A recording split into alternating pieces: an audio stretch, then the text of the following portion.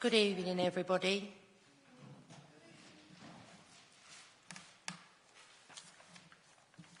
And welcome to the Communities, Housing and Environment Committee meeting. Before we get to the agenda, may I take this opportunity to advise you that we are not expecting the fire alarm to sound tonight. But if it does, please remain seated, and Mrs. Matthew, on my right, will assess the situation and give further instruction on the evacuation of the building if appropriate. Tonight's proceedings will be webcast by the Council, but if anybody else is intended to record these proceedings, can you please let me know now? I ask this question not to stop you, but to merely to ensure that members of the other members of the public in the room know that this is taking place. Now to the agenda. Apologies for absence. Do we have any apologies? No, we don't. No? Agenda item 2, notification of substitute members. Are there any substitute members? No.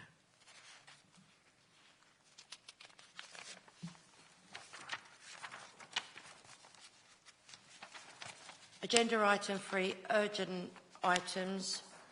We do have an urgent update on the report of the environment and the public realm, which is the appendix to the community toilet scheme report, which you should have received by email. And those are copies tonight. Can I just check that everybody's received them? We also have an amended agenda which relates to the report of the Head of the Environment and Public Realm Litter Enforcement Update. I take these as urgent item. Is that agreed by members? I've also got one other change that I would like to make to that. We do have the toilet consideration coming at agenda. Sorry. Item 12. So immediately after that, I would like to change it around so we have agenda item 18, so that both the officers can do their bit and leave tonight, if that's okay. Is that agreed? Thank you, committee. Thank you. Any notifications of visiting members? I do not see any. Agenda item 5, disclosures by members and officers. Are there any disclosures from members and officers? No, thank you. Agenda item 6, disclosure of lobbying. Are there any disclosures of lobbying members? Councillor Mortimer? Item 12, Chair. Public loos. Okay. Sorry. Councillor Barrow? Thank you, Chair. I've been lobbied on item 12. Thank you.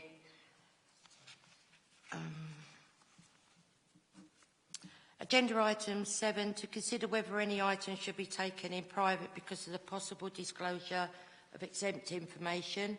There are yellow pages on the agenda tonight, so we will be going into the closed session at that point. Agenda item 8, we now turn to the minutes of the meeting held on the 20th of September 2016, which starts at page 1. I'll take these page by page. Page 1. Page 2. Page 3. Page 4. Page 5. Page 6. Page 7. Page 8. And I'll chuck in 9 just for... So everybody agreed on that, members? Thank you. So they can be signed, Caroline.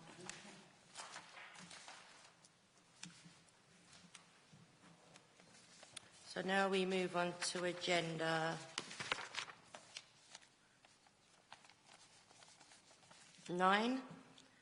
Any presentation of petitions, Mrs Matthews? No, we don't have any. Thank you. Agenda item 10, question and answer session for members of the public. I do understand that there is no.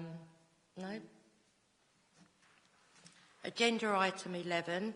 We now turn to the committee's work programme. Do members want to make any comments on these?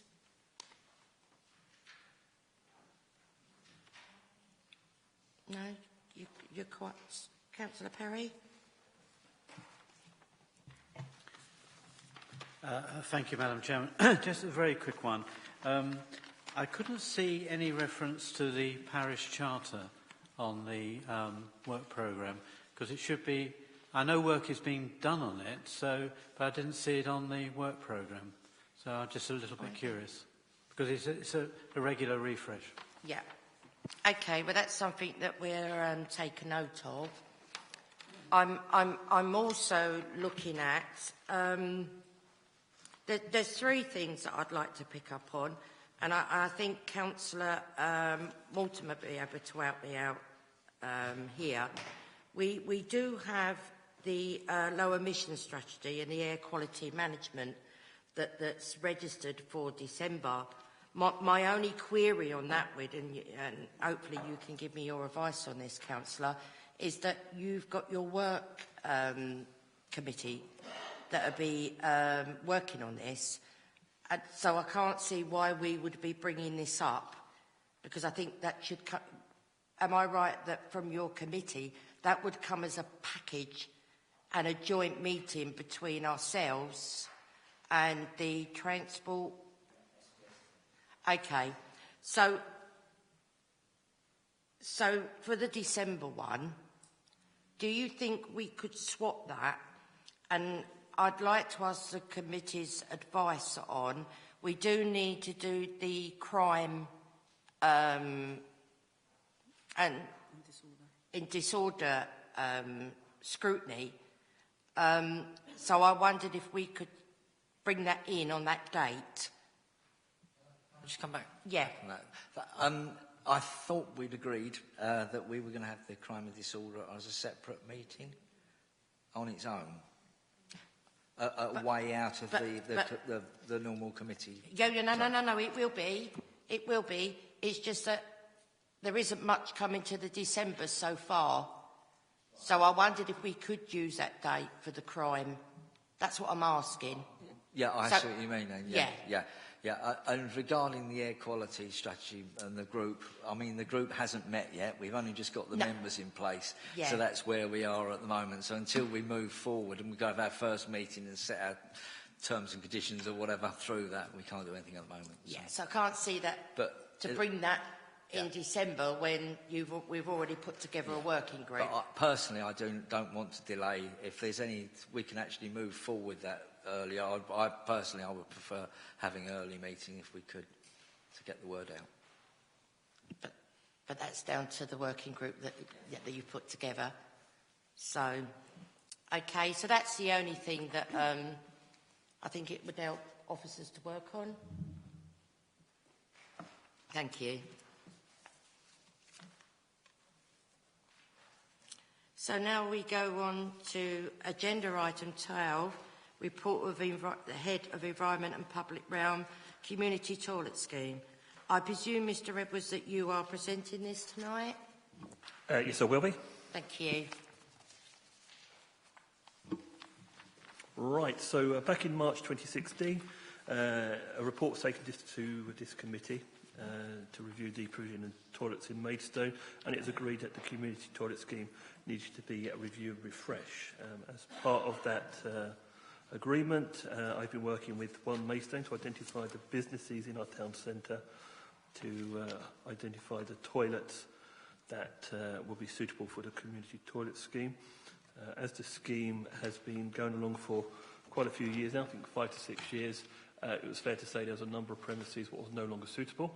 One of them went out of business, and of course with new premises popping up, they also had to be looked at to see if they were suitable. So as that, we've come up with 10 toilets that we believe are a very good, exceptional standard. And we also have 3 toilets, which is Starbucks, Creams and Duster Dawns, who we are still waiting for. Duster Dawns we've only just heard about yesterday, so that's why it's not on the report. So there is a possible 3 more to be entered into this.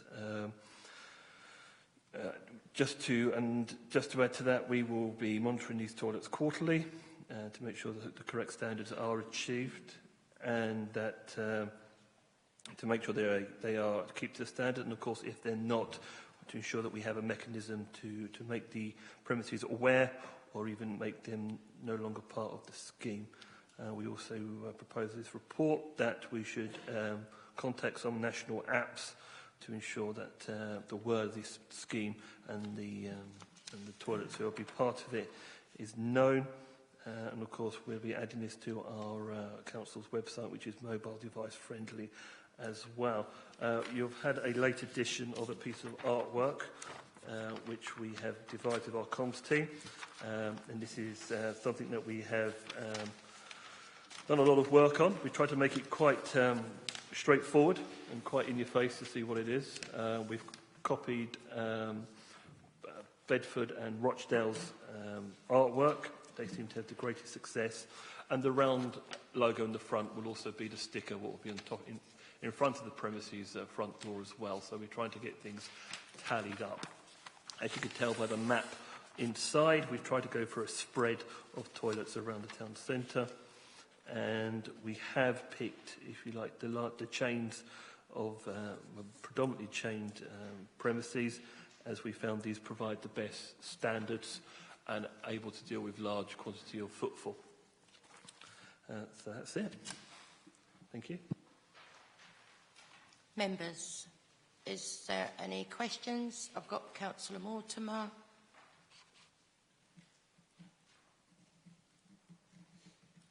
Councillor Mortimer. Thank you. I've got a number of things I'd like to say on this and a few questions. So stop me if I get too far on this. But basically, the first thing I'd like to say is that since we closed all the public loos in town, personally I hear it from members of the public, that this is the community toilet scheme is only really a token response because we've actually closed the public loos down. And as of tonight, we've got 10 loos on the new ones on the list for the latest review, but we did have 14 before as well. And also tonight we don't appear to have the agreement that's signed between the businesses at all. So I would have liked to have seen that at some stage. And I know I've met Jen before and I should have asked for it then, so I sort of apologise at the moment. But it would be nice to see the agreement of what we expect from the businesses that provide this service.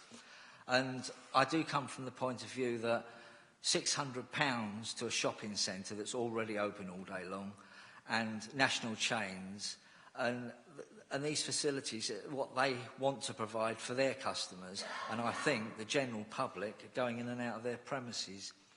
As far as I can see in the report, there isn't any mention of any new street signage. So I don't know if that's been costed at all, but some of that will probably have to be changed. But personally, at the moment, I don't think it actually points to the actual facilities for the public.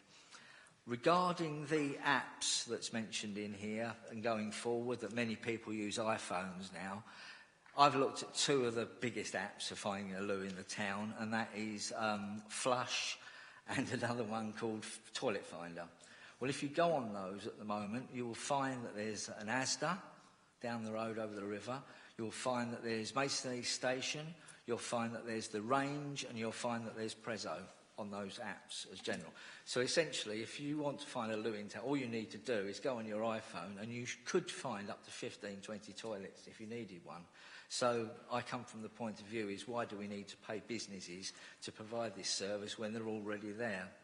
And also, I need to say that because as a council, we're trying to save money. And yes, this is small in the great scheme of things, but this could be a saving where we could possibly use it somewhere else, or actually have register it as a saving. My point of view as well is that the community toilet scheme is a disadvantage, and it's a disadvantage to the elderly, the young, taxi drivers, NBC staff working out in the roads, and utility workers. So that also encompasses another fact about an equalities assessment. So have we actually, or do we need to do an equalities assessment on this? Because I go to the next point is, as you're probably aware, there's a Changing Places campaign, which is a national one for disabled people. Now in Maidstone, we don't provide any disabled facilities at all for disabled people to change. And the only one that's in the borough is in the YMCA at Lewes, where they have a hoist and benches, etc. So it's an ongoing problem. And if you read the Changing Places campaign, if you don't mind, I'll read this out. But it is, it's now accepted and expected that everyone has the right to live in the community, to move around within it and access all facilities. Government policy promotes the idea of community participation and active citizenship. But for some people with disabilities, the lack of a fully accessible toilet is denying them this right. So again, I think as a council, we ought to go round, we ought to look for a public loo as soon as possible to be provided for all, and we ought to look for one with disabled facilities. Thank you. Was your questions? I thought you said there were separate questions. There was the Sorry. I think I'll pick up on a couple of the ones I think I picked up on.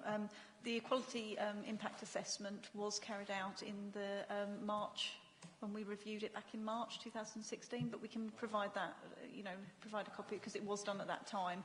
This time was following up from the decision that was made to refresh and retain those toilets, and that's obviously what we were presenting tonight, so that is available. With regard to the disabled changing facilities, it is one thing that we're still, we've been in discussions with, because I think previously there were facilities within the Gateway in Maidstone, and one of the items we were looking at is whether that hoist is, it was actually Kent County Council's, not Maidstone's, and whether actually that is still available to be sort of reused within one of the facilities we've highlighted, particularly maybe somewhere like the mall, or even one of our own facilities, if that was, a future direction that was taken. But so we are actually doing work to try and identify exactly where that went when it was removed from the Gateway some time ago.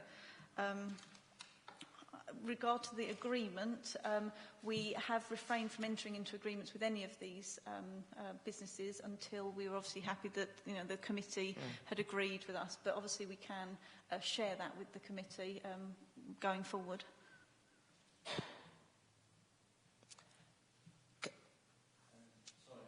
Another one was the street signage at all, whether we're going to get new changes at all.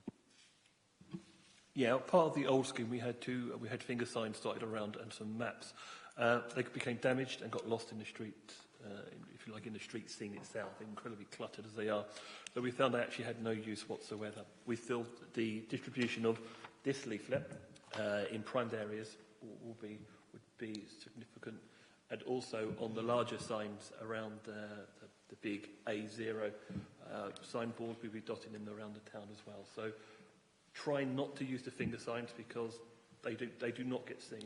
And the signs, the little maps that's currently down the river, they get damaged, they look tacky, and also they get spun around, so they become people to knock. They don't really.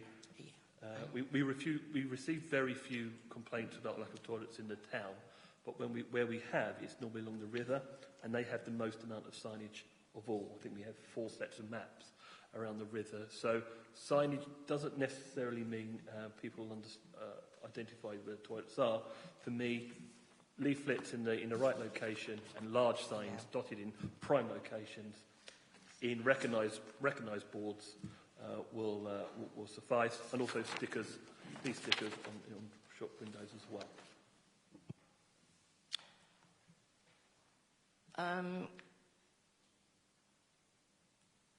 Councillor Bernard, sorry.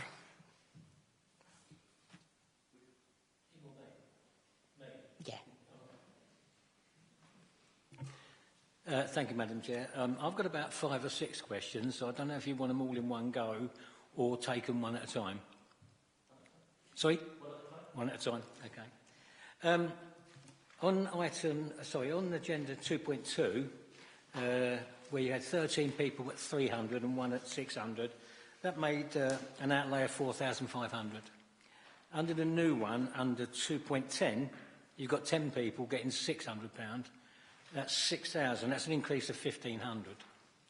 So my first question was, why is it increased?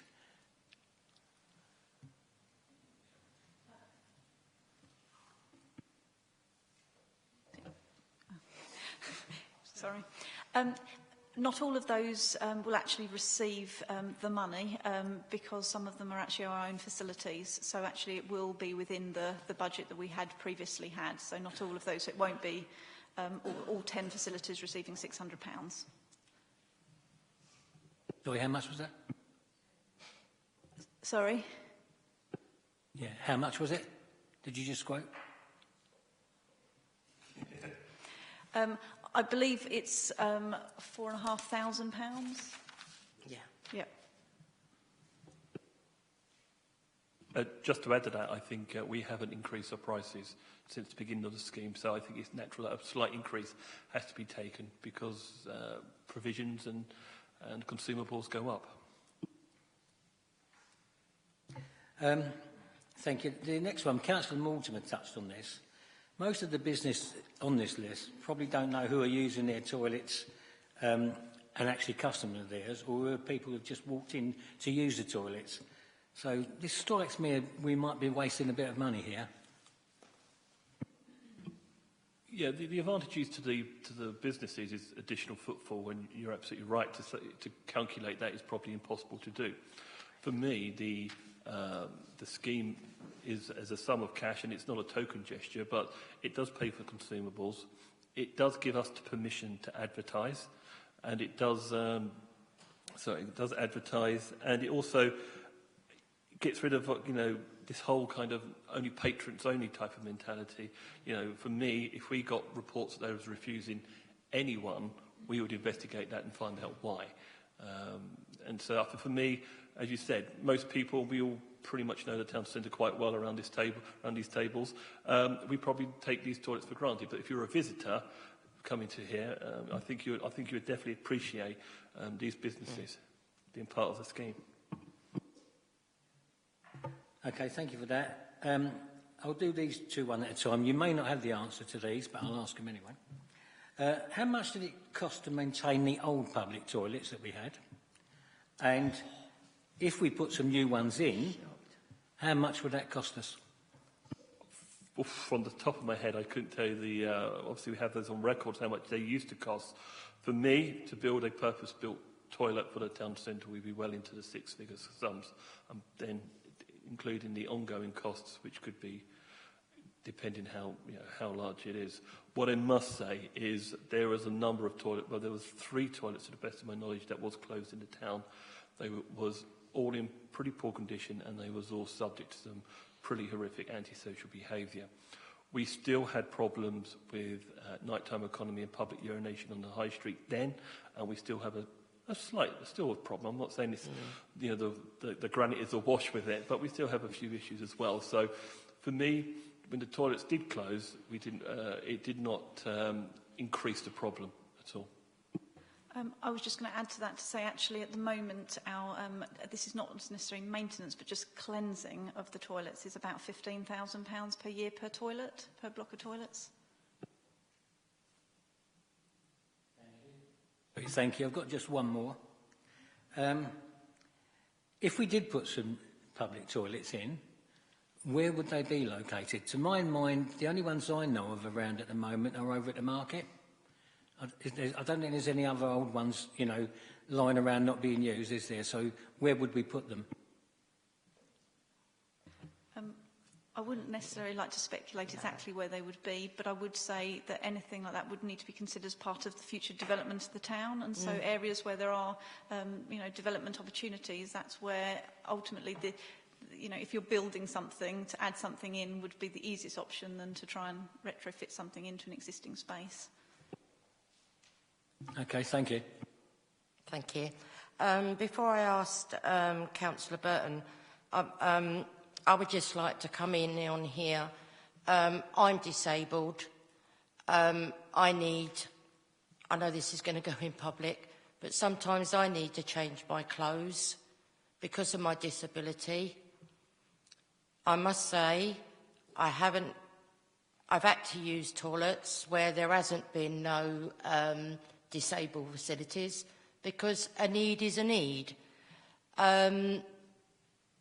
which is quite embarrassing, but any disabled toilets, and I think also coming back on what John was asking, we haven't, in a quantity of what we're spending out, I think is a gesture to the visitors to the Maidstone, makes me feel comfortable because I use some of these toilets, that I can go in there and I don't have to buy anything.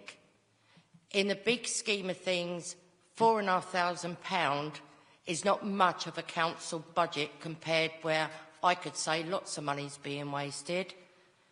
And on the second thing is, if we need new toilets, I know I keep hearing rumours about the market building, but the people I've heard who are going to be opening that are going to be charging. So if I want to pay, I will go to them toilets. But I think our working relationships with the businesses, you get places like McDonald's that actually help donate bins. So we are working in partnership. But I think the main moral of this story is we are trying to be as clear as we can as a council. At the moment, we can't afford to build new toilets. We have got lots of big projects coming up in Maidstone that are already out in the public domain. They would be an absolute ideal time to work with these developers to say, please, can we have new toilets for Maidstone? So I get really frustrated of why we're arguing over £4,500 to represent the residents of the borough. So that's my bit on there. Councillor Burton. Thank you. So we've heard twice now that this is a waste of money and we're trying to save money. And then we've also heard twice that actually we should be looking to spend six figures and 15,000 per loo per year ongoing on new public toilets. I actually think that this is a very efficient way of dealing with a problem of lack of toilets. As Councillor Ring has said, £4,500 out of our annual budget is not a huge sum of money. I do think it is necessary that we do something like this, because just to say that the facilities are there and available anyway, well, not everybody does have the intimate knowledge of the town centre to be able to know where to go. And on top of that, actually, because of the sort of patron attitude towards using toilets when you're maybe not technically supposed to, because that exists, it can actually be a little bit daunting, a little bit intimidating, especially if you're in a town you don't know, to just walk in, use a, particularly in a smaller establishment. So I actually think this is a fantastic idea. £600 to cover, even if we said it was one additional clean of a toilet per week, it's pretty good going over 52 weeks of the year, plus loo roll, etc., etc. I think it's a brilliant idea. Thank you. Thank you. Councillor Joy. Thank you. As everyone knows, I believe Maidstone Borough should have their own toilet facilities, and I don't think that will ever change whether I'm a councillor, a resident or whatever. I truly believe it's what we need. I did a little bit of homework on my own. I went off and, well, I didn't go off, I Googled all the lists of premises, and I think there's 8 actually at the moment, isn't there, that's signed up, not 10? Is that right? That can be another question. I thought there was 8 with creams and another one, Starbucks. So 8 that were actually signed up. So I Googled them to find out the opening times. I must say they were varied, quite varied, and if you all do it, I do have it written down here. I noticed we've got the Maidstone Museum this time, that doesn't open on a Monday, doesn't open on a Sunday, but opens Mondays and Tuesdays. So there was a good mishmash of times. So you've got to know the times when these premises are open or not. You get used to where you shop and what you use. So timing for me was something I felt I needed to look at. Secondly, on this, the sheet that we've just found on the table, my next question, I'm trying to get questions in here. Could you tell me how big this sticker is going to be? Because my recollection of the last one was it was a square sticker and it was very small and it was absolutely lost in the windows because they were advertising all their... And I do understand the cost that's involved with any business or premises, you know, that they're there to make a business. So if we're giving them money, which I don't agree that we should be giving some of these premises that I go into all the time to use the toilets, whether I'm shopping or not, should have the same money income, because the mall and the shopping centres are public shopping centres. So I disagree with the idea that they should be given money. So if you can tell me about the sticker, that's my main one, the size. Yeah, absolutely. The stick will be around about dinner plate size, so it's about 15 inches. One of the best things about using the bigger chains, they had much bigger glass frontages. Beforehand, when we had small independents, such as the 45 Cats, was no longer in business, they had a very small window, so you was very much restricted on what size you could do. But no, we'd be looking at about 15 inches. Just to touch on the timings, number 2 and number 6 are the two toilets have restricted. They are located next door to toilets that have much more, shall we say, traditional opening hours, such as Maidstone Museum is next door to Society Rooms, and the market is next door to the new McDonald's. So we've taken that in factor. If they was on their own, and in the middle of nowhere, if you will, and had restricted times, we would have looked into that. But because they are next door to other facilities, that's why we thought these would be ideal for the scheme.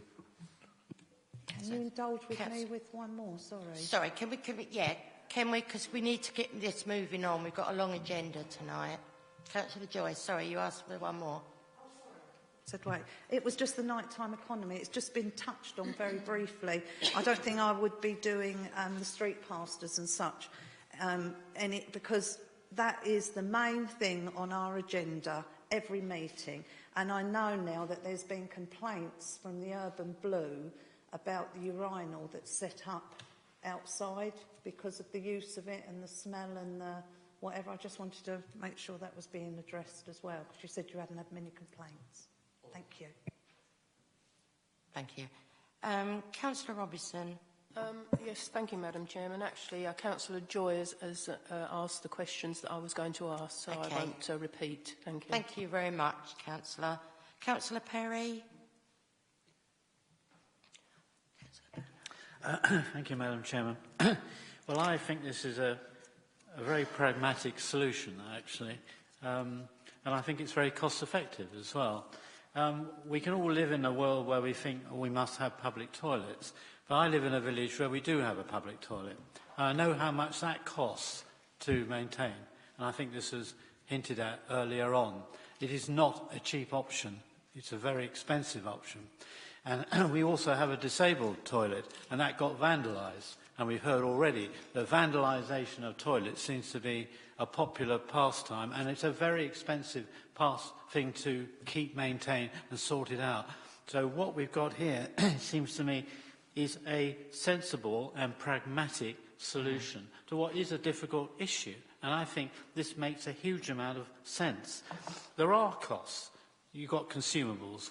I can break down our own costs of our own toilets. I know exactly how much they cost. So there is one. Also, I think there's an important issue, and I think you, John, said it actually, it's about promoting as well. This gives you the right to promote, and I think that's extremely, extremely important. And the third point, which I know should be dismissed here, that as everybody says, oh yes, they can walk into McDonald's or they can walk in everywhere else and use the toilets. Well, some people feel intimidated by that. And if you're not if you aren't in, you don't know the town, and you don't know the places so well, then people are nervous of just walking into a restaurant or a shop and using the toilet. And I have known examples, not in Maidstone, but in other towns where people have been questioned about when they've gone into a premises and used the toilet. So I wouldn't, that is, I think is important. So all I really want to say is I think this is a very good idea. And I actually think it's a pragmatic solution, and personally I strongly support it. Thank you. Thank you. Right, I'm just going to take Councillor Barnard, and that will be the last one to... Oh. OK. Can you make it... Go on, John. Thank you, Madam Chair. Just two quick ones. How many complaints has there been from the public, if we've got any, on not being able to find a toilet or, or there's none about? I'll do the other one after. It's only a quick one. To the best of my knowledge, over the last 2 years, we've received 4 complaints. Four complaints. You better ask your next one, John. Yeah. It's very quick. Bearing in mind the cost that this might take if we were to put toilets in, what cuts have we got to make this year to the budget? Round Sorry, figure. I can't hear you. What cuts have we got to make this year to the budget? How much? Round figure. For the council? Yeah. There's none this year, it's next year. Well, next year. Yeah. 1.2. Thank you. And that's not pounds, that's millions. Right. Councillor Webb? Thank you. Yeah, I was going to ask, basically, where are these going to be displayed or given out? Because if we've got visitors coming in, they obviously need to know the scheme is there. And I know there are signs in car parks and things like that, but if I've been in car parks, most of the time I sort of ignore that. I've just paid at the meter and walked out. And I just sort of know that if we sort of don't have this around and we had toilets that were council-run toilets, they would probably be there, that people would know where they are, be able to go to. I'm just wondering where the publicity of these things would be.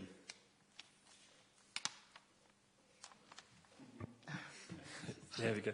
Yeah, quite simply, whatever store or premises will let us put them in there, they're going to be displayed in a Perspex box, and we'll be letting all stores available to them.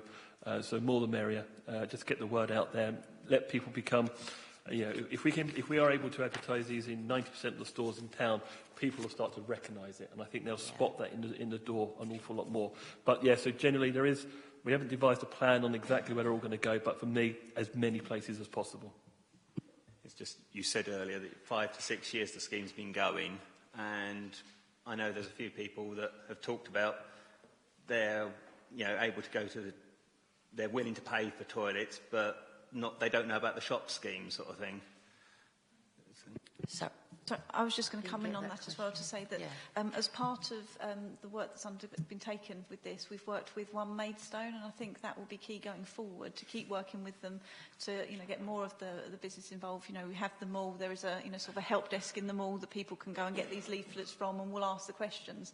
It's making sure we're at the point where people will generally go to ask that question, and it's usually those type of help desks, here at the town hall, even just in a foyer, because it's where the people will be attracted to. Right, this is the last one I'm going to take, Councillor Mortimer. Thank you. First of all, McDonald's in Weech Street. As I understand it, the loos are upstairs there. I don't think, and I was thinking about mums with children, etc., and elderly. I don't think they're very accessible, but.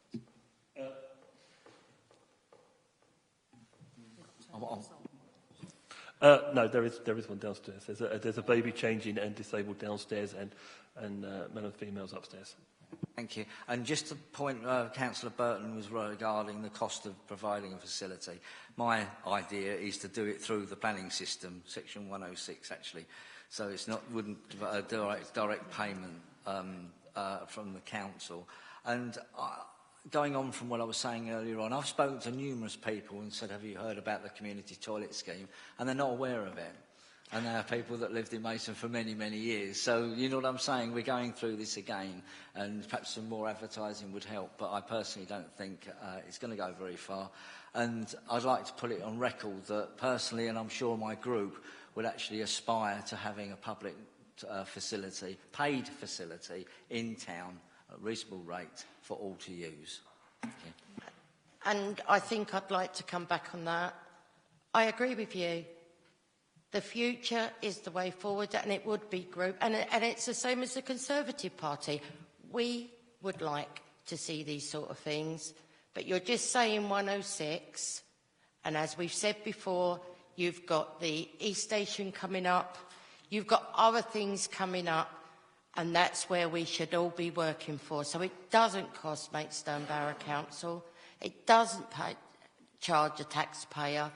So I think, you know, what we've got to deal with, what are we going to do today and tomorrow to look after our residents of the borough, to you be able to use a toilet, and to the visitors in the town. So I would like to now go to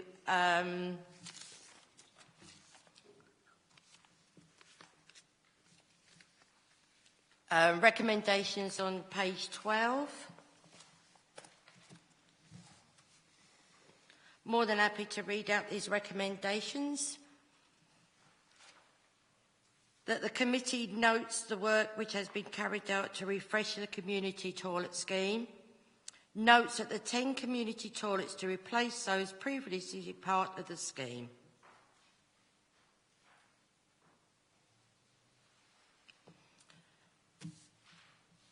Can I have 4 for these recommendations?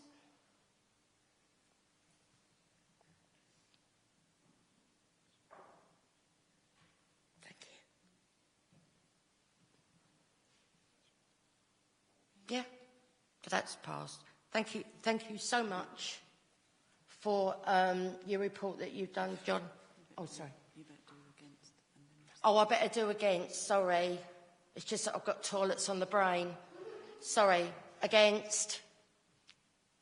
Thank you. No abstentions. Thank you. Okay, I would just like to thank Mr. Edwards. I know you've worked hard on these, and I know you've been very conscious of all disabled, etc., etc. So thank you very much for your hard work. Thank you. Yeah. So now, because we changed our agenda item, which you agreed, I'm going on to agenda item 18, which is our new amended agenda, yes?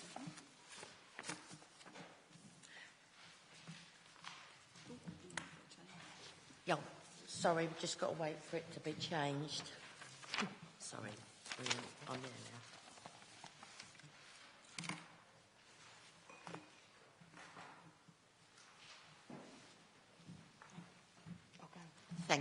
Thank you, Caroline. So this is being brought forward. I did ask for this as chairman of this committee because of rumours, etc., and all what was going round. So I think it's just nice that the officer in charge has come along and will be giving us a clearer picture. So, Mrs. Shepherd. Thank you, Madam Chair.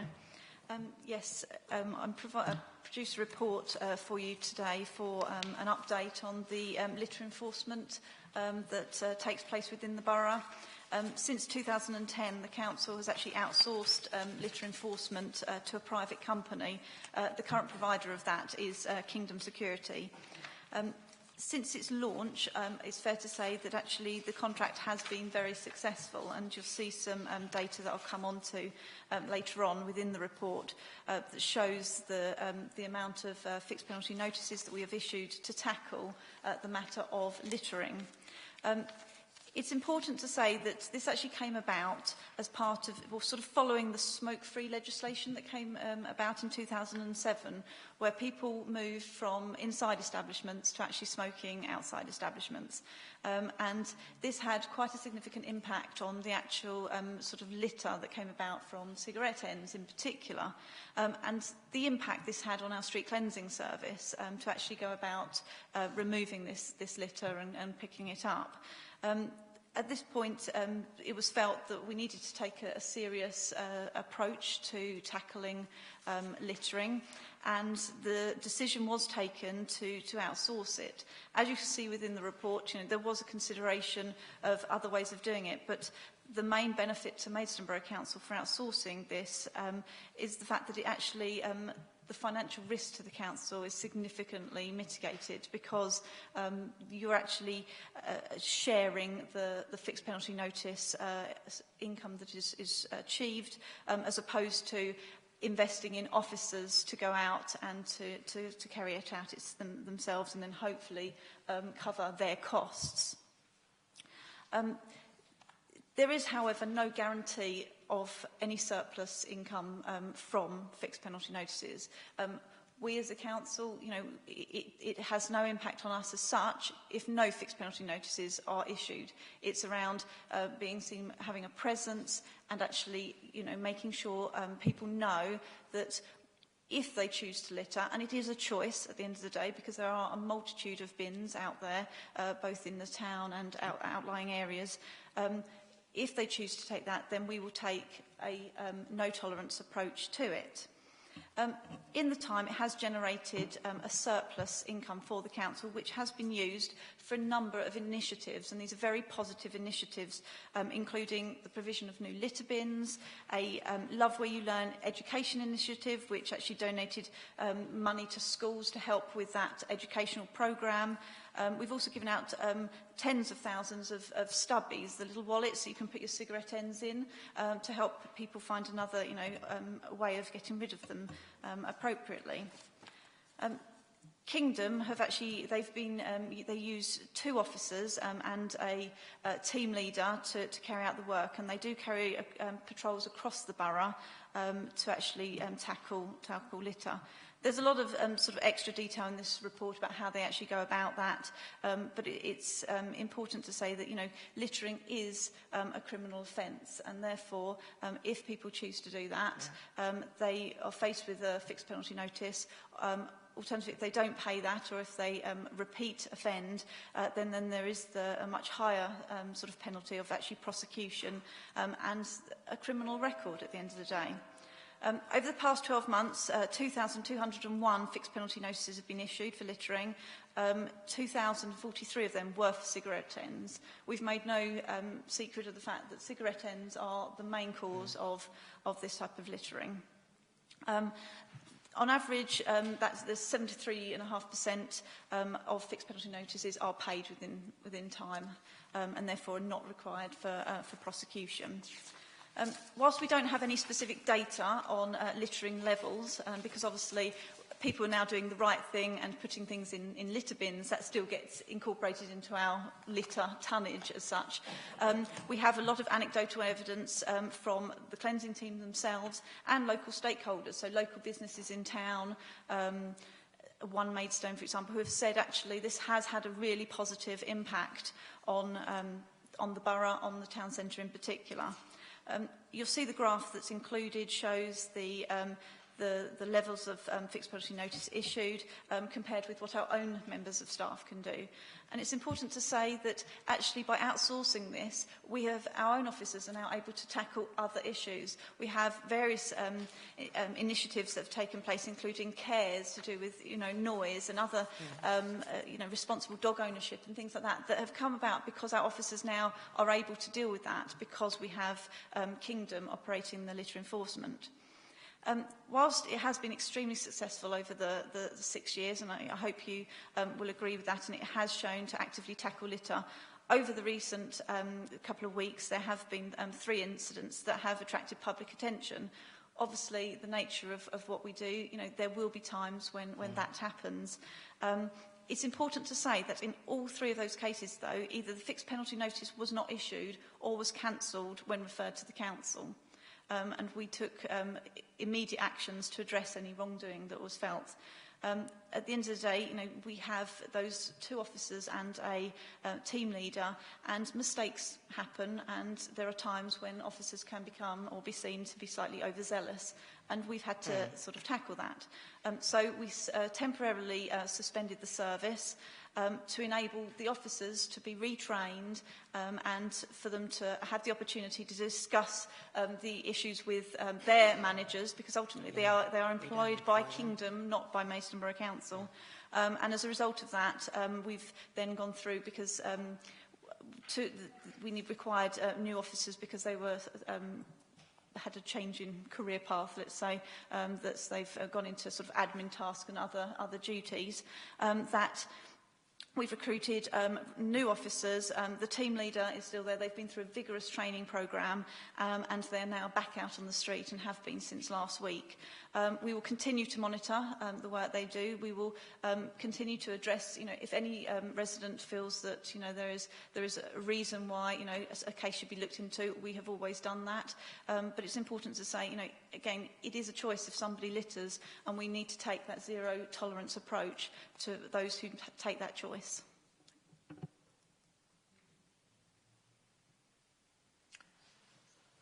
Are there any questions from councillors? Because I think really it's just an update. Councillor Mortimer. Thank you. Just a couple of quick ones. Regarding the when somebody doesn't give their name and address and they have to call for a police officer, do we know what the response is with that, considering police priorities in this day and age?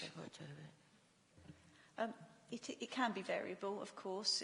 As you said, there may be peak times when the police are elsewhere, but generally we work well with the police, and they continue to support us in that. One other quick one is regarding the DEFRA and the inappropriate use of data. Is there, or are others doing anything that they can get? Because this is one of our biggest problems about throwing litter out of cars at junctions, etc. So is there anything we can do, or have we tried? It all relates back to, obviously, if you are caught speeding, you have the option of, they will trace the owner of that vehicle, and then it is their responsibility to say who's driving. Unfortunately, there's no such arrangement with littering. However, if you have the vehicle registration number, a good description of the individual, and they can be matched, then there is a way to actually pursue that. But of course, most of the time you see the back of their head and a number plate and something come out. Hence, unfortunately, we're not able to do that. But I think there's a lot around, again, education and really trying to instill, in people that, okay, because generally people, if they're going to throw it out of their car, they will probably throw it on the high street as well. And actually, we need to be tackling them when they do it. And okay, they may get away with it on occasions, but they will be caught if they continue to do it eventually. And sorry, just one other, and that's when the contract comes up for renewal June next year, and there'll be a consultation that goes ahead with that. Can we put in the consultation regarding the actually bringing that facility or service in-house as opposed to contracting it out, please? I think the intention was to review it as a whole and part of, the wider enforcement sort of programme to see how it would best fit, because obviously we have had a huge amount of success.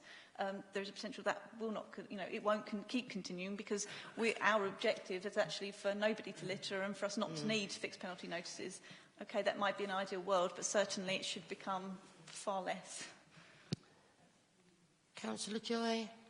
Quick one, just to say I was really pleased that you agreed to take this tonight. I think it was very important that we as committee members heard, and hopefully public are listening on the website as well. I think the officer gave a very full account. Thank you. Thank you, and I'd also like to agree with that.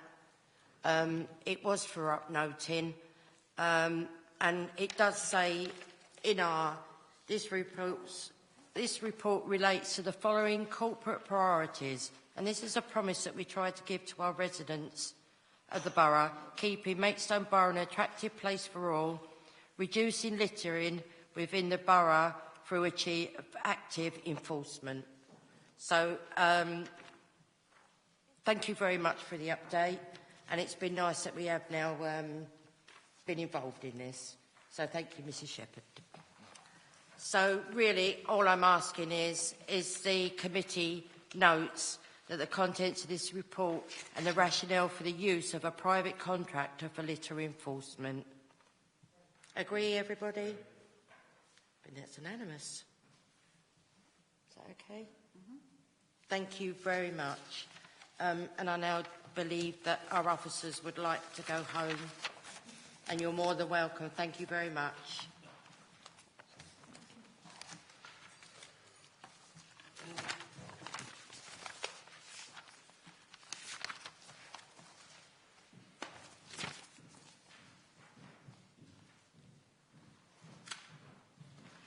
So, correct me if I'm wrong, am I? No. Number 13, agenda item 13. Report the Head of Housing and Community Services, Homelessness Performance Quarter 2. Ms Kershaw, are you presenting this item? Thank you. Thank you, Chair. So the purpose of this report is to update the committee on homelessness performance and activity over the last quarter. This is a report we bring regularly due to the importance of this service to the committee. I'm afraid to report that homelessness has gone up again in the last quarter. We have actually had nearly 700 approaches for assistance this year, which is compared to about 1,100 in the whole of last year. So that by itself has risen. In terms of applications made and decisions made, that has also increased. We actually made 208 decisions last year, which is the highest number of decisions that has ever been made in a quarter. Now, part of that was due to quite an increase in footfall in quarter one, which left quite a backlog, and the housing advisors have worked extremely hard over the last quarter to reduce that backlog and to give people decisions so that they know where they stand with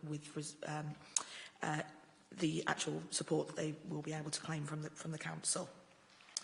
66% of those decisions were made within the guideline timescale. Although that may not seem high, it's not always within our gift to make decisions within a timescale, because we are reliant on gathering information from a number of sources, such as the customer themselves, previous landlords, medical evidence. So a great deal of how quickly those decisions can be made relies on external parties providing us with the information that we have requested from them. The number of homelessness applications does, of course, impact on the amount that we actually spend on temporary accommodation, and that, again, has increased. However, we have also had a look at the policy as regards to charging for that accommodation, because the way we were charging was set quite some time ago, when we had very, very low levels of people in accommodation, and was based purely on a one-bedroom. So we have looked to amend that, which will help us somewhat in the amount that we are spending. Anyone who is actually paying for that themselves, as opposed to being in receipt of some kind of benefit, we will look at those on a case-by-case basis as to what their affordability is and what they can actually pay for that accommodation. Across the quarter, we have collected 87% of the rent. That is slightly down on the previous quarter, but we do have a number of monthly payers, and at the time that we write this report, those people pay on the 1st of the month in arrears, so they aren't included in this actual report. There are approximately 120 households in temporary accommodation at the moment, and about 50% of those we do owe the main duty to, meaning that we will accommodate them until such time as permanent accommodation can be found for them. And most of the remainder are still, their investigation is being carried out, so we don't know what their position will be at this time. Something that is good news is that 102 preventions were carried out this quarter, which is where we help someone either to maintain their current accommodation through perhaps liaison with friends, family, landlords, or we know that they're going to be homeless before the point they actually are, and we help them to access alternative accommodation before they ever become homeless. Although that figure not all of those preventions were carried out over the quarter.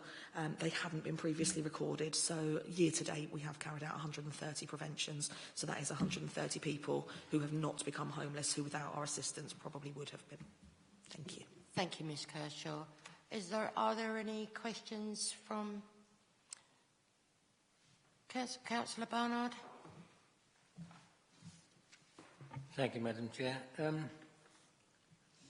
I might have missed it when you were talking. What's the current homeless figure we've got?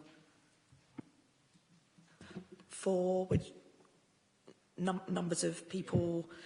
So far this year, we've made 357 decisions. We've accepted duty to about 30% of those people, so they'll be the people we'll be assisting into permanent accommodation.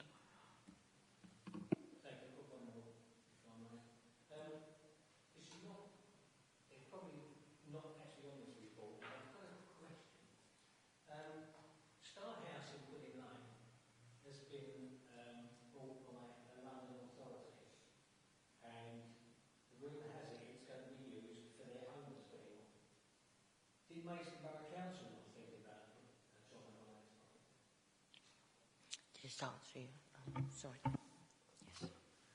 Thank you, Madam Chair. Yes, we were aware of this situation. We did try to intervene, but the terms that the London boroughs are willing to pay to take advantage of this type of accommodation is well in excess of the kind of market rents of those properties. So it was questionable whether it would represent tremendously good value for money for the council for us to take all 40 or so of these apartments, given the nightly charge that would be made for them. So effectively we were outbid by the London boroughs because of the higher funds that they have available. I did pursue the matter with directors of housing at both of the London boroughs and sort of raised our concerns and the need for them to work effectively with KCC to make sure that the households being placed there are effectively looked after. But in part of those discussions did mean that we were able to secure, I believe, 5 of the apartments which we are now using for temporary accommodation ourselves. So I think that was a good outcome. I don't think it would have been in Maidstone's interest to have had all of those apartments for our use. It wouldn't have been a cost-effective solution. But I think it is a problem that we will have to sort of wrestle with as the London boroughs continue to be under increasing strain. Thank you. Councillor Joy. Thank you. 2.6, you said there are currently 101 households in nightly paid temporary accommodation, with a further 12 in long-term temporary. I'm wondering how long-term temporary is, and just a footnote to say the bit that I liked was the last paragraph where it said there are no households with children residing in bed and breakfast accommodation. I think that is very important, and I thank you for that. Thank you, Councillor Joy. That is something that the team do work very hard on, is ensuring that those families aren't placed in that kind of accommodation. It's very hard to say how long-term will be, because it does, of course, depend on what property becomes available. The distinction between the two, really, it's not to say that the nightly paid couldn't ever be long-term, but the distinction between the two is that long-term accommodation is done usually on a non-secure tenancy rather than a licence agreement. It's cost neutral to the council because it's done an LHA rent. Some of those are the properties we own ourselves, the Magnolia House properties, and some of the other units are owned by a couple of social housing providers that allow us to have those units specifically for this purpose. But they are giving out to the people with the expectation they'll be there for at least 12 months or so. Thank you. Councillor Mortimer.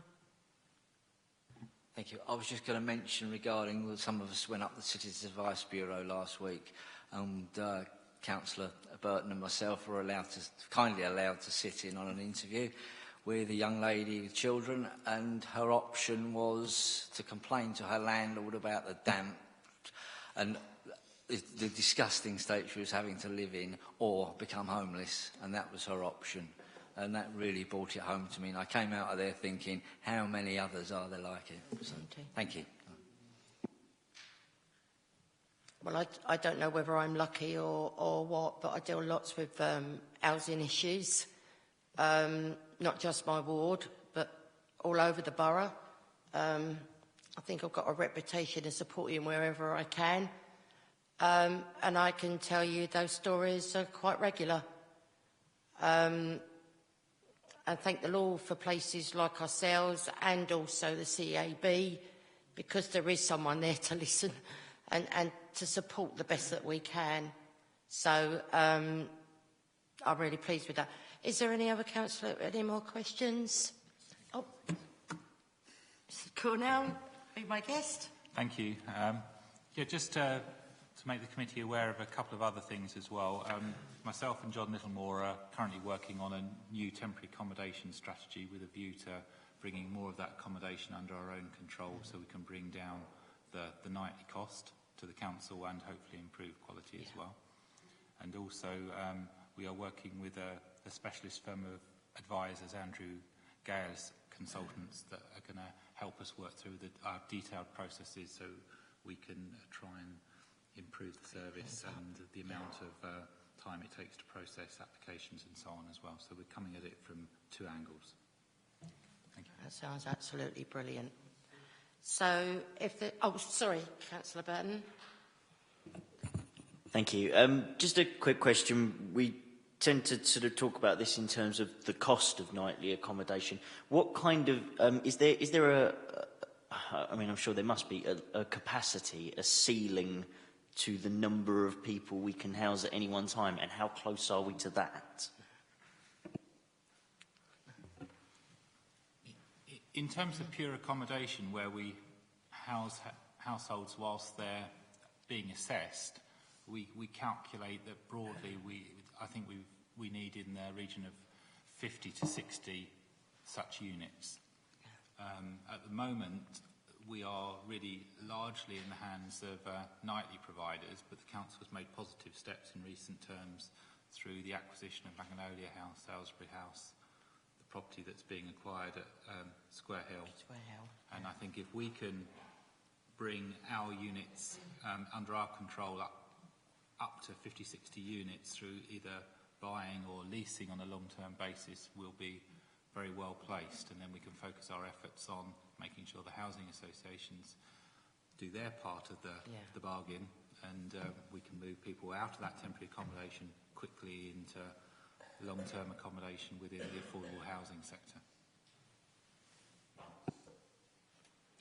Okay then, everybody. So sorry. Oh, Councillor Webster. Does that work? Yeah. The other thing that I wanted to ask, I know there was a problem a little while ago, and we was having to, a lot of the residents were being put over in Medway area and that sort of areas because of the homeless. Is that still the case? That is still the case. We do have difficulties accessing large-sized family accommodation within Maidstone. I think it's also important to say that not everyone that approaches us is a Maidstone resident, and we do help those people while we investigate their cases as well. So, although wherever possible, we do not place residents out of the borough. Unfortunately, currently, we've got access to one 3-bedroom property, actually within Maidstone, and nothing else of that size or bigger. And we have had quite a lot of large families approach us, but we will always look to place in borough first. Thank you, Councillor Webster. So if we can go to page 17. And the recommendation to this committee is that the committee notes the performance for Q2 2016-2017. Is everybody agreed? Agreed. Unanimous.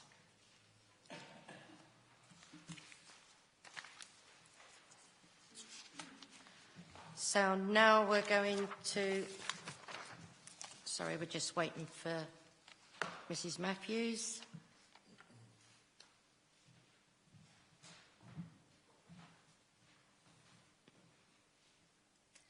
Thank you. Agenda item 14, page 21. The report of Head of Housing and Community Services, adoption of the bylaws for cosmetic piercing and semi-permanent skin colouring. I understand Mr Lincoln is presenting this item. Thank you, Mr Lincoln. Thank you, Madam Chair. Just to say the Environment and Health Department been responsible for enforcing and protecting public health throughout the registration process of certain special treatments, such as acupuncture and tattooing, ear piercing, electrolysis, in which there currently are bylaws in place which help us advise the people carrying out these treatments that they have to comply with. The Local Government Act 2003 extended the registration process to special treatments such as cosmetic piercing, which is not piercing of other parts of the body, just not the ears, and semi-permanent skin colouring. And this report seeks agreement to carry on the process of being able to adopt bylaws to include the treatments that were extended by the Local Government Act.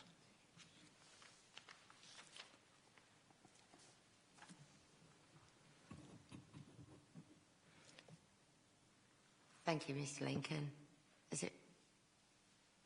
Is there anything else that you would like to say on this? I don't think so. No. Well, I think we've, and I hope everybody's read the report. It is something very, very important. As I think it's going again around as a bit of a craze again with younger people, and we just got to try and do our best to protect wherever we can. So if we go, are there any questions? Sorry, for Mr Lincoln. It's not that we didn't want to ask you, it's just that you've done a good report, so well done.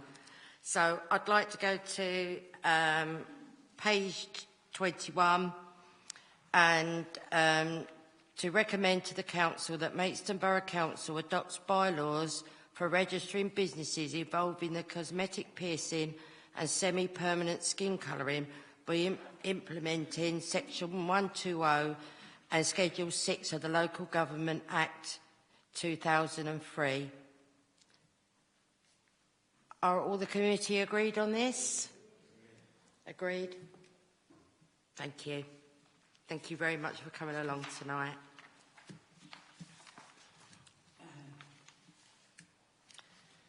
So now we're on to agenda item 15, page 35. Report the Head of Housing and Community Services, Maidstone Health Equality Action Plan, Progress Report. Mrs Ward, I understand that you will be presenting this item. Thank you. Thank you. The report that I've provided on the Maidstone Health and Equalities Action Plan is split into two sections. So there's the 2015-16 Progress Report, which details our progress to date. The action plan was adopted in 2014, so we're 2 years into the plan, so it's just an opportunity to provide you detail of where we're at. The plan currently runs until 2020, so we've still got another 4 years to go. And the second section of the report looks at the refresh of the Health and Equalities Action Plan. So as we've matured with our knowledge and the data has developed, we've been able to relook at the priorities to see whether or not they're still relevant to our Maidstone residents. So is everyone aware of health inequalities, or do you want me to give you a little bit of background? Okay. I think everybody's... it's something that we're all, I think, sitting around this room are very, very passionate about. No, that's absolutely so we tried to keep up with what's going on. So I'm quite happy with that. Everybody else? Okay. Okay, thank you very much. So the 2015-16 Progress Report, there are several features that have been highlighted for the data that's been provided by the Kent Public Health Observatory. And the reason these items have been picked out is because their review date in the action plan was 2015. Yeah. So we've looked at breastfeeding, which has seen an increase within Maidstone, which is a positive. We've seen childhood obesity reduce within areas of the Maidstone Borough. However, it is still an issue that needs to be addressed. Smoking has seen an improvement from the South East and the national average. We are now at a population of 13.2% smoking, which is a down from 17.1%. Falls prevention. The rate of injuries due to falls in the over 65s is higher in the Maidstone Borough and significantly higher in the over 85s. So again, this is something that we need to look at as part of the refresh of the Health and Equalities Action Plan. What else have we got? Statutory homelessness. It touches on the report that Ellie Kershaw has just provided. It's persistently red within Maidstone, which means it's significantly worse than the England average. And the data that's come from that is from the DCLG. Adulthood obesity, it shows that the latest data available, 65.5% of the Maidstone population of 16 and over is overweight or obese, and in particular the wards that we're looking at concentrating on is Shepway North, Shepway South and Parkwood, and they've got an estimated obesity prevalence of 25% of the wards. So again, that's something that we need to look at as part of the refresh of the Health and Equalities Action Plan. And a really good target that we've exceeded is providing the NHS health checks. So within the Maidstone Borough, we've got Borough Council staff trained up, we've got the Urban Blue bus, we've got the Wellbeing bus that goes out into the communities, and we had a target of providing 1,500 NHS health checks in the year, and we've just done just under 3,000 at 2,908. So that's just not, obviously, Maidstone Borough Council, it's all the services working together to provide those services to our communities, and from that we can then signpost to any other services that they may need. So that's just a brief overview of the progress to date. The refresh is just to ensure that the priorities are still relevant and the council working to meet the needs of our own residents. We recognise it's a partnership approach and it cannot be done in isolation. The Maidstone Health and Equalities Action Plan is owned by the Maidstone Health and Wellbeing Board, but they're not the sole owners of the actions contained within it. So what I mean by that is there's lots of different agencies working within the borough that are all pulling together to try and achieve for our residents. But they are the ones that provide the reports to this committee and the West Kent Health and Wellbeing Board. So as part of the refresh of the action plan, we've looked at key populations of people. So the current action plan has the Marmot 6 policy objectives in, which have still continued within the refresh. However, we've taken a slightly different approach, and we've looked at the populations of adults and older people, children and young people, and the homeless and street population. So what this means is from the Maidstone Health and Wellbeing Board, we've got 4 subgroups in place to assist with the delivery of the action plan. The 4 subgroups are ageing well, homelessness and health, local children's partnership, and skills and employability. The refresh has seen a change from individual named actions as well within the action plan, and the action plan often was reliant on funding, and obviously with the economic climate constantly changing, our relationship with KCC Public Health and the funding that comes with that, we needed to ensure that our residents are not affected and they're not reliant on the funding that is currently received from several different organisations. The action plan includes areas for action and the themes and commitments. So we haven't, within the refresh, we haven't gone down to individual actions to say you must deliver this programme. It's just a case of we need to look at falls prevention for older people, and then it's about how we can work with our partners to achieve that. And that's it. Thank you very much. Thank you very much, Ms Ward. Any questions? Councillor Burton?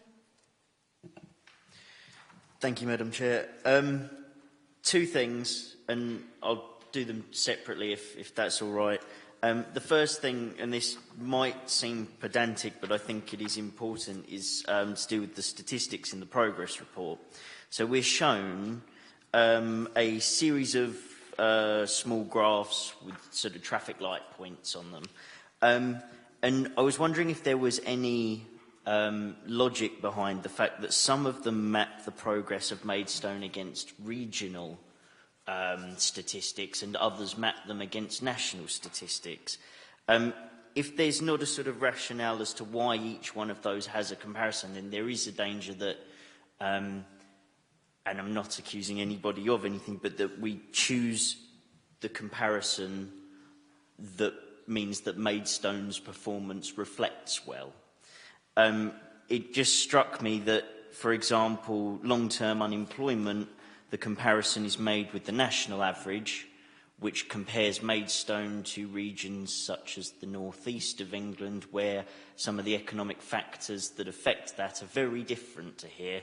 And by comparison, the breastfeeding initiation, we're compared to the southeast, and forgive me for not being an expert on this one, but I would imagine that some of the synergy between the factors that affect that are probably more sort of standard across the nation. So do you see what I'm saying about... so I wonder whether maybe next time we get this report is if we just have them all compared to England or all compared to the southeast, or whether we actually just have some kind of little, this is why we're comparing it this way.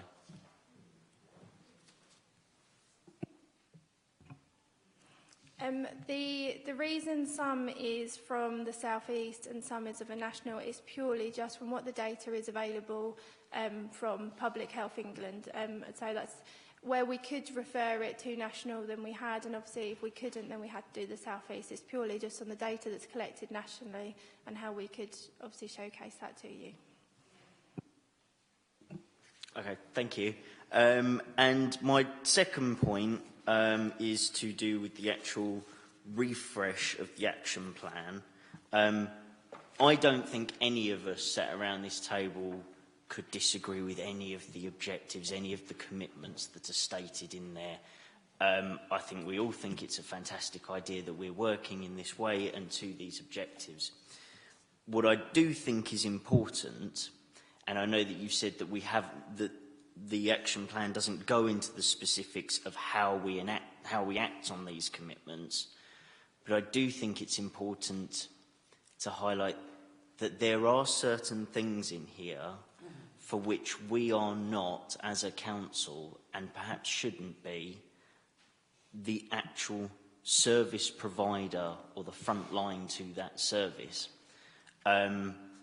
Now, the action plan doesn't commit us to being that, but it doesn't commit us to not being that either, and to that end it's quite sort of open-ended.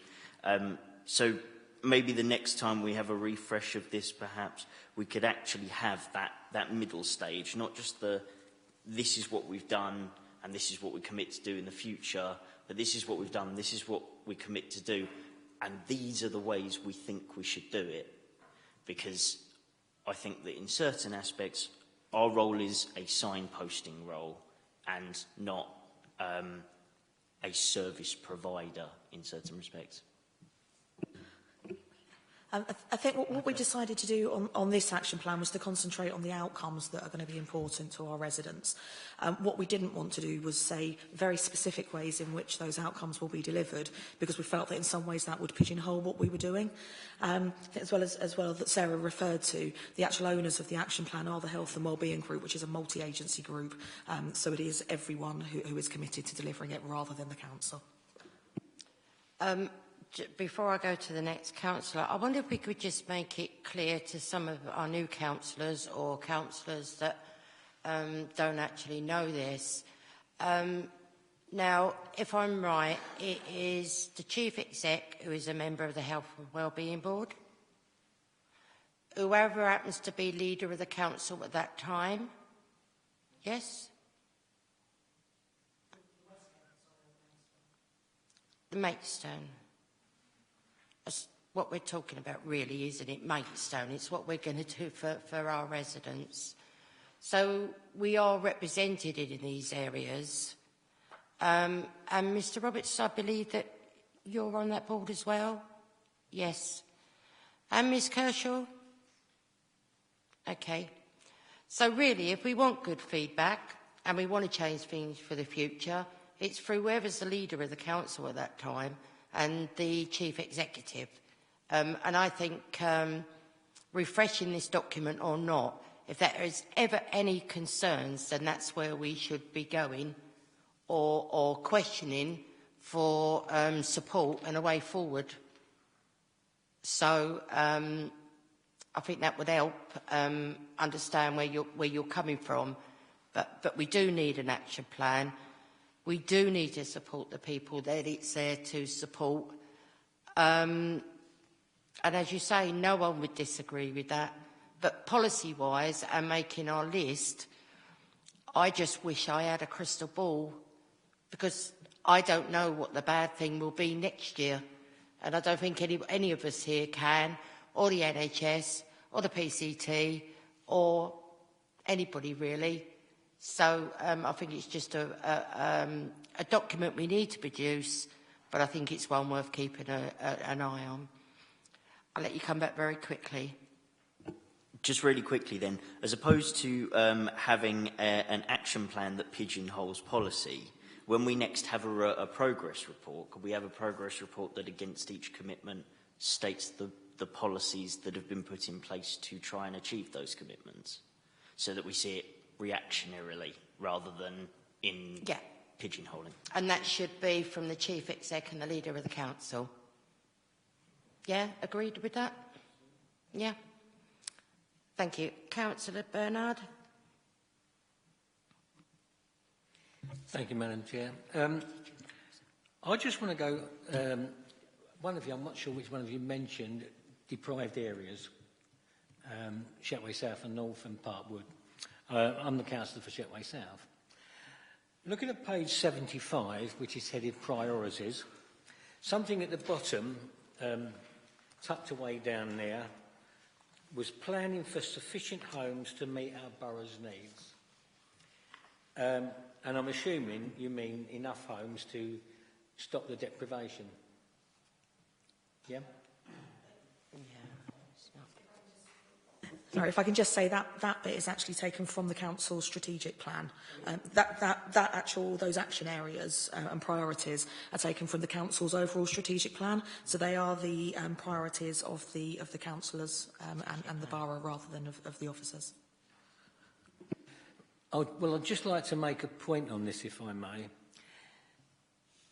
The number of houses that we're building in the borough at the moment is quite astronomical. But how many of those houses are for social rented properties? The people in the deprived areas are never going to be able to afford to buy their own property. Yet there's hundreds of properties being built in this borough for outright rent, shared ownership, rent to buy. But what about the actual social rented properties?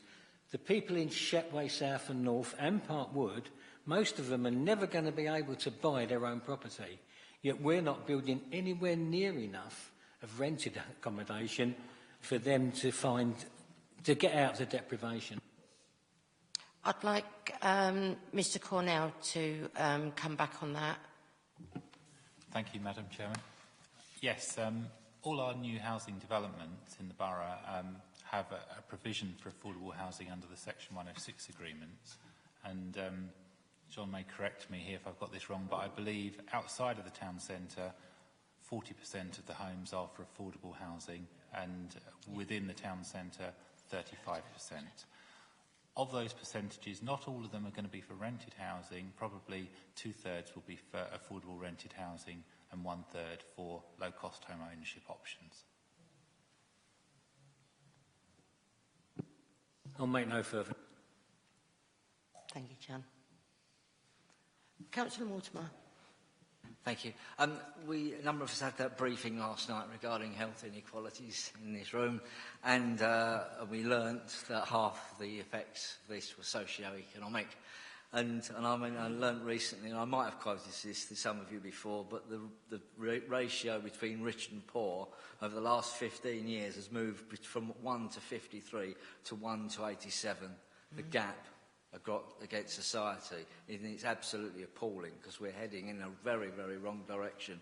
And also on our table, just to pick up on the actual report here, and that is we did come to the idea or the line that we have influence as a council, but we have little control. So going back regarding your actions, we rely on agencies, we can influence them, and probably it's the way we influence and lobby is the most strongest things we can do as a council, as opposed to actually taking direct actions. Thank you. Yeah, our responsibility to care. That's why we're here. Thank you. So if there's no more questions on that, then could we go to the recommendations? So I'll take these one by one. One, that the committee notes the progress of the Maidstone Health Inequalities Action Plan to date. Would you like me to take them all together? Sorry, and we can vote. Yes. Item 2, the committee agrees the future priorities for the Maidstone Health Equalities Action Plan.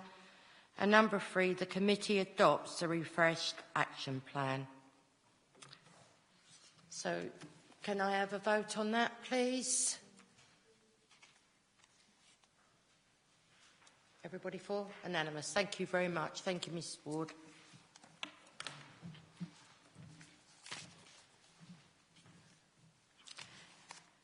Now to agenda item 16, page 90, the report of Head of Housing and Community Services, KCC Adult Social Care Strategy Consultation. Mrs. Ward, over to you again. Thank you, Chair. The consultation is being delivered by Kent County Council on their new adult social care strategy, and the strategy explains how KCC want adult social care over the next 5 years. The strategy looks at adults and young people transitioning from the children to adult services, and the consultation ends on Friday the 4th of November. There are 3 themes to the strategy: promoting well-being, promoting independence and supporting independence. As is a Kent-wide strategy, it's not clear what services are currently commissioned within the district and how these may be affected, and this has been reflected as part of our consultation response that's been drafted. Society is living longer, and there's due to be a 45.4% increase predicted by 2034 of 60 to 85-year-olds, and that figures come from the Office of National Statistics. So it will create new challenges on the way health and social care is delivered within Kent, but also nationally. And we as a district have a role to play in helping people improve and maintain their well-being. So looking at the wider determinants of health that we discussed previously, housing, community safety, parks and open spaces, planning, we can all have an effect on the delivery of health and social care. So the challenges that I've highlighted as part of the consultation response is around the ageing population, the reduction in resources and finances, how do we actually engage with the disengaged, the lack of engagement from GPs, and the high turnover of health and social care staff, which has been noted within the strategy itself. There are opportunities such as partnership working and joint commissioning, and then the need to link in with the public health strategy and other initiatives. So it's a really positive document. The strategy provides information on what's needed, but it's not necessarily how it's done, so the detail isn't necessarily there. No financial information has been given on the commissioning that they hope to do as part of this strategy, so that's again being highlighted as part of our response in asking those questions. And a really positive feature is that the adult social care strategy does provide support for carers, which it hasn't done previously. So it looks at the individuals themselves, but also the carers, often relatives or friends that are providing that care. So it was just a really brief overview on the consultation and the response and queries that were provided. I'm happy to take any questions. Sorry, members, any questions?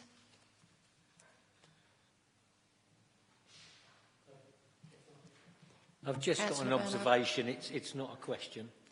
I just hope that KCC don't decide to cut their care budget again. They've done it every year for the last 3 years, and they're planning to do it again.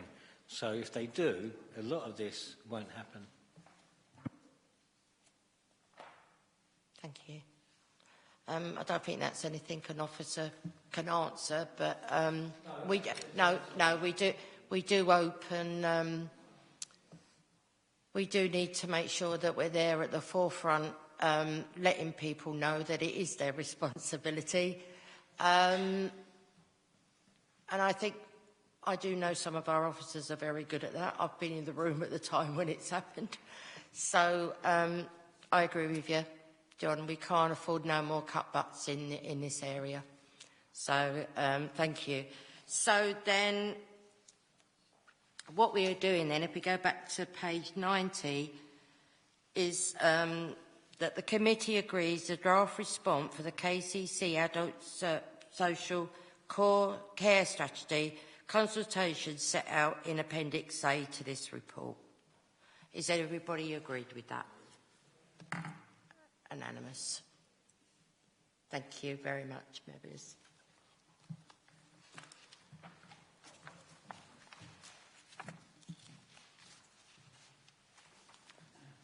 So now we go to agenda item 17, report of Head of Housing and Community Services, MBC Safeguarding Policy for Children and Vulnerable Adults. Mr. Roberts, I believe you are presenting this item. Yes, thank you, Madam Chairman. Maidstone Borough Council has a statutory and moral responsibility to safeguard those at risk of harm. This policy has been written to give staff, contractors and elected members guidance around relevant legislation, the signs and types of abuse and what to do next to refer the concern to the most appropriate agency so that the subject of that concern can receive suitable help and support. In October of 2015, the Mid-Kent Audit Team undertook a review of MBC's safeguarding arrangements. Now, whilst they found that the Council is satisfying its statutory obligations and there were no immediate concerns to report, they did give the controls a weak rating, stating that further improvements are needed to provide greater resilience to these arrangements and to ensure safeguarding risks are adequately managed. This policy will be made available to staff along with relevant training provided on the basis of the level of contact with members of the public or whether the members of staff will be acting as designated officers and will be supporting members of their team in discharging their safeguarding duties. Safeguarding training will be provided on 3 levels, with the majority of staff provided e-learning opportunities and staff which come into regular contact with children, families and vulnerable members of the public will receive a half-day classroom-based training session on safeguarding awareness, with a second training session provided around child sexual exploitation as a separate topic. This is partly because the CSE risk does contain some sensitive information, and trying to combine the 2 training sessions into one programme would create quite a long training package covering quite a lot of ground. Designated officers will receive an additional half-day training on how to act in an advisory capacity to help colleagues assess and make suitable referrals for any safeguarding concerns that are identified. They will also be expected to undertake a further training session around the thresholds for referral, the thresholds being universal services, targeted and specialist intervention. Targeted is now provided by KCC's Early Help and Preventative Services team, and obviously specialist services will either be specialist children's services or adult social care, depending on the type of concern. This training will be provided by Kent Safeguarding Children's Board Associate Trainers.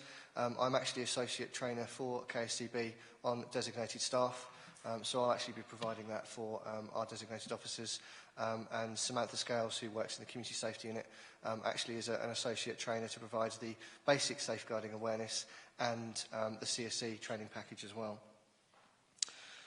It's proposed that a safeguarding forum be created to oversee Maidstone Council's safeguarding policy and practice. This group will include managers from Kent County Council's Early Help and Preventative Services Department and Specialist Children's Services and, ideally, Adult Social Care. This forum will provide a platform to share best practice, learning and allow for discussions on new legislation and how all organisations can work better to safeguard children and vulnerable adults. The available options for this committee are to do nothing. This is not recommended as the current safeguarding policy is out of date and does not reflect changes in legislation and best practice.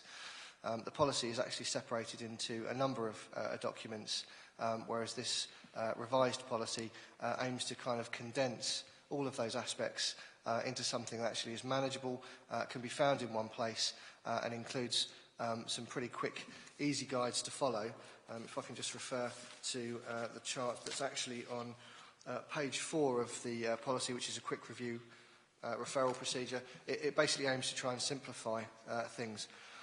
Option 2 is to adopt this policy subject to any amendments that may need to be made, such as the inclusion of a list of designated officers, as those officers have not yet been identified, and finalise terms of reference for the Safeguarding Forum once it's been agreed and has met and members of that forum agree the terms of reference. Adopting this policy would also mean approving the delivery of the training once the assessment of the levels of training required has been undertaken. Option 2 obviously is the preferred option. However, if the Council does not provide staff with a policy to capture legislative changes, current best practice, then the organisation will not be able to adequately discharge its duties. The next steps in communicating and implementing the decision and adopting the new policy, if that's the decision that is taken, is that an assessment of the level of training for every councillor, every member of staff and possibly some of our contract organisations will need to be undertaken to assess the level of training required. This was completed about a year ago. In that time, there have been several new members of staff that have joined the authority. Some members of staff will actually have changed roles. Their responsibilities will have changed as well. So that actually needs to be refreshed to capture any of those changes. The policy itself and further information on safeguarding will need to be made available by the Council's intranet, and ideally this should include a referral system so that all of the concerns can be centrally logged and recorded, and feedback provided on the types of concerns that are being raised, and more importantly, what is actually happening to support those individuals. And obviously, Maidstone Council's Safeguarding Forum will be set up, invitations going out to relevant partner agencies, and the meetings to be arranged on a quarterly basis. Thank you.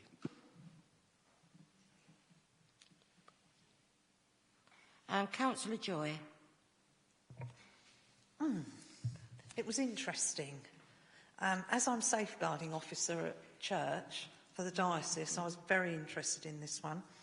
And item 4, where it said you were asking for a member to be a safeguarding champion, was where my question mark came, because I think in all the years I've been on the council, and it has been a long time, I don't think I've ever heard or discussed the council's safeguarding policy, and that we even had one. So it was good to hear that there is.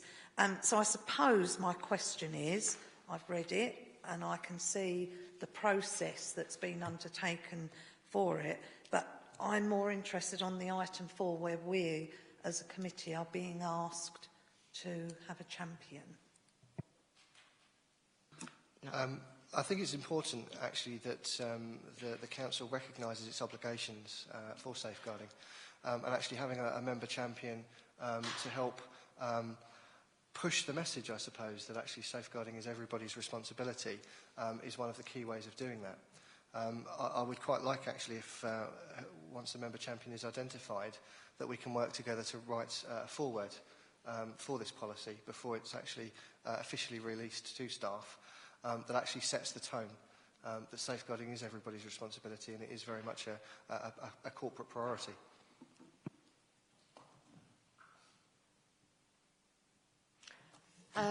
Yeah, we'll talk about that when we get to that, because I'm not quite sure about that side of it. Councillor Mortimer, sorry. Thank you.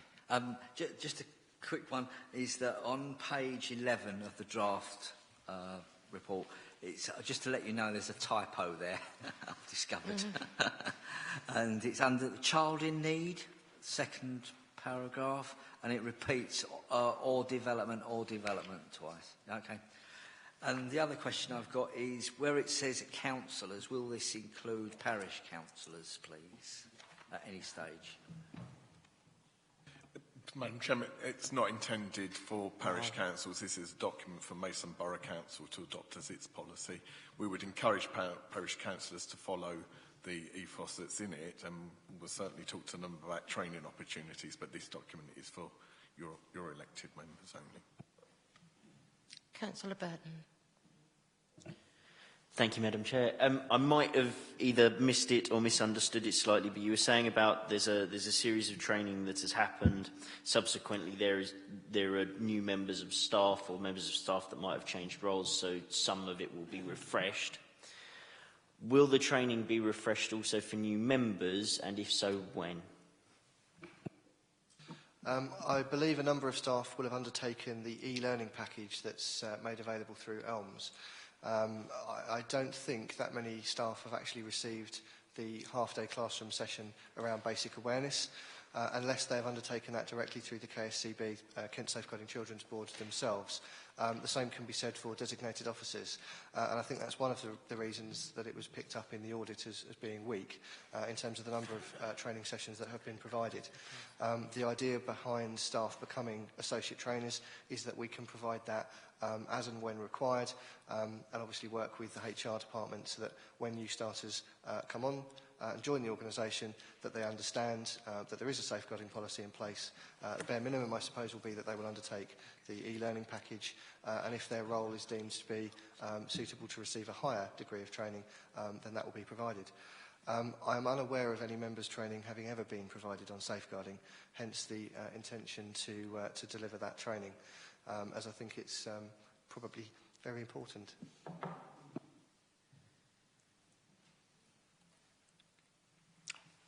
I'm a bit stunned, really, but that's my bit. Is there anybody? Councillor Perry? My head went blank, sorry. Thank you, Madam Chairman. It's just a quick question, just to get my head around it, really. In para 2.6, this safeguarding forum, will that have member involvement as well, or is it purely, because it talks about policy and practice, and I just wonder whether members should be a role with that. It's just a question, I'm just observing. It's intended that the safeguarding champion would be represented on the forum.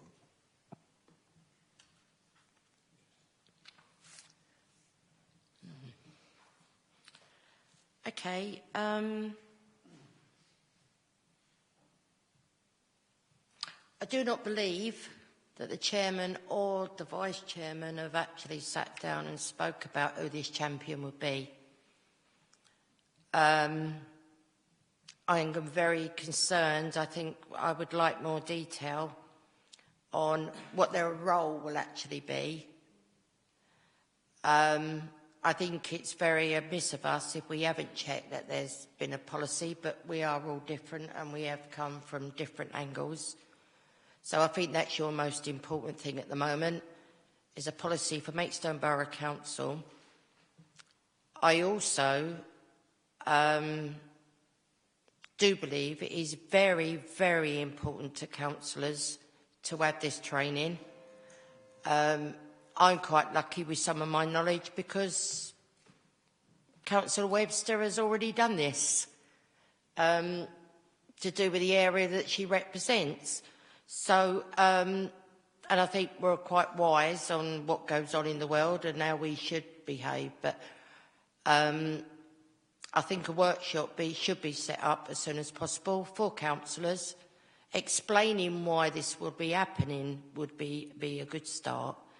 But I just think that at the moment we need to look at, and I know you would like one champion, but at the end of the day, I think if we're going to do this properly and it's fair on everybody from separate sides of the table, it should be one of each. So I'm sorry if that would make it a bit awkward at more meetings, but at the end of the day, I think this is, because if we did choose someone, I'd like maybe not to choose someone from my side that may not have had that training. Perhaps you do need a new pair of eyes.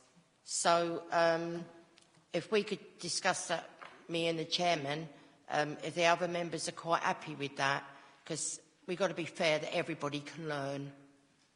Do you agree with me with that, members? Madam Chairman, if I can suggest perhaps I draft a role requirement statement for Member Champion that actually sets out kind of the thinking behind the role, the expectation and so on. I think in terms of a safeguarding workshop, that really would fulfil the function of the training session that we were talking about when we went through the report. So I think actually they're the same thing. It's just a case of setting the date and putting a structure together around what that training will provide. My thinking at this point was actually it would follow the same tack as a designated officer training course, the kind of more in-depth detail around the thresholds, the types of referrals that can be made, and I suppose our roles and responsibilities in helping to safeguard sort of children and vulnerable adults. Does that answer the question? That's fair. But I still stick to my bit that we won't be recommending a champion or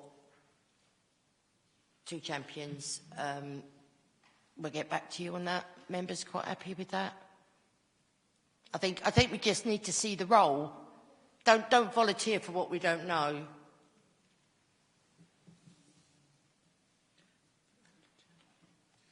Does that make sense? Madam Chair, the recommendation is to the committee appoints a safeguarding champion to help matters tonight. If you make the appointment in principle and then come back to us with your actual nominations at a later date. And then, yeah, I'm quite happy with that, as long as it's noted and we know where we are on that. Members happy with that?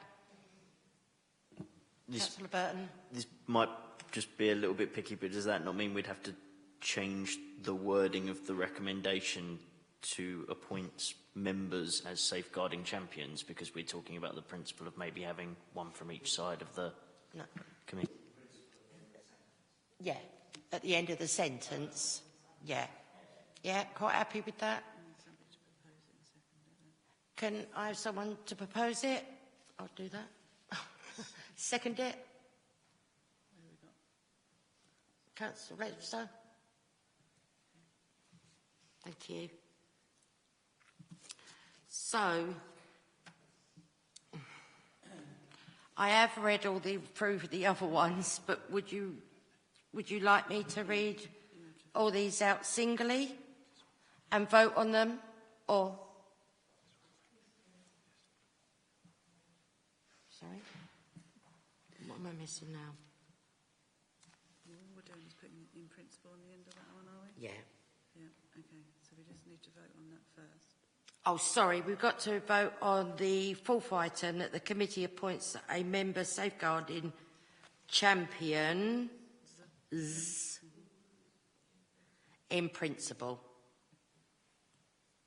Yeah? Yeah. Lovely. Okay then. So we go to item 1, that the committee adopts the safeguarding policy to be used by the council and gives delegated authority to the head of housing and community services to make any necessary operational amendments in consultation with the chairman and vice chair of the community's housing and environment committee. All agree? All agreed. Unanimous. Oh, yeah. Item 2, that the committee approve the formation of the MBC Safeguarding Forum, which will oversee the implementation of the policy and be responsible for the reviewing it on an annual basis to ensure that changes in legislation or working practices are included. All agreed? Agreed. Item 3, that the committee requests that the head of housing and community services reports back to a future meeting on the training that should be undertaken by councillors, and take this opportunity to refresh and training assessment for officers and report back on the appointment of a designated officers within the irrelevant teams. Agree? Agree. And sorry to repeat myself, that item 4, that the committee appoints a member safeguarding champions in principle. Just to make sure we got that right. Does everybody agree? John, you agree? Yeah. All agree? Thank you very much. Okay. Thank you very much, Mr. Roberts. That was clear.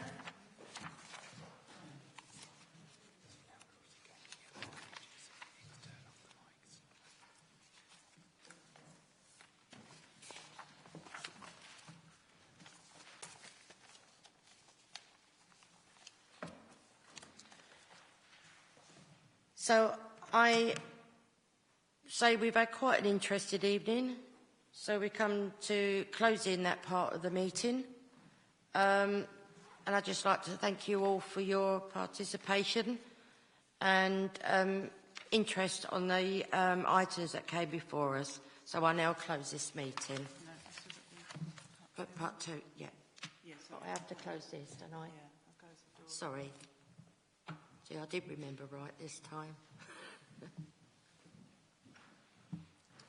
So can I have all mics off, please?